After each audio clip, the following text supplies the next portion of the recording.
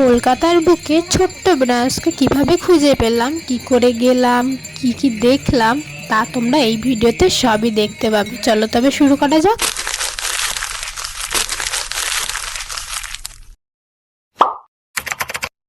তোমরা আগের ভিডিওতেই দেখেছিলে আমি গিয়েছিলাম পরেশনাথ মন্দিরে।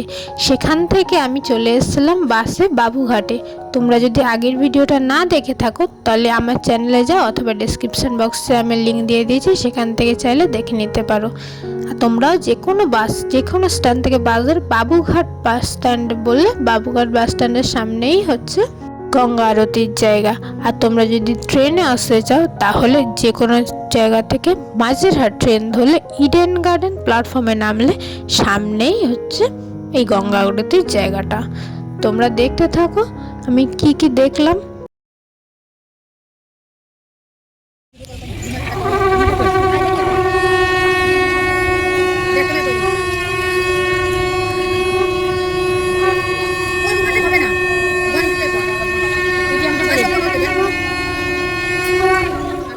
প্রথমেই মা গঙ্গাকে আরতি করে শুরু হলো এই গঙ্গা আরতি। ভাবতে পারিনি বেনারসে কবে যাব কি যাব না জানি না, কিন্তু কলকাতায় এই সুন্দর কাজটা সুন্দর আরতির এই সিস্টেমটা চালু করাতে অনেকেরই মন শান্ত করেছে।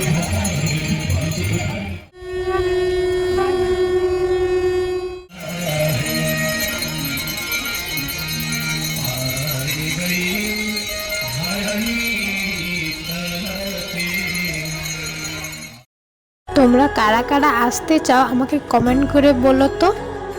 দেখতে দেখতে গঙ্গা আরতি শেষ হয়ে গেল।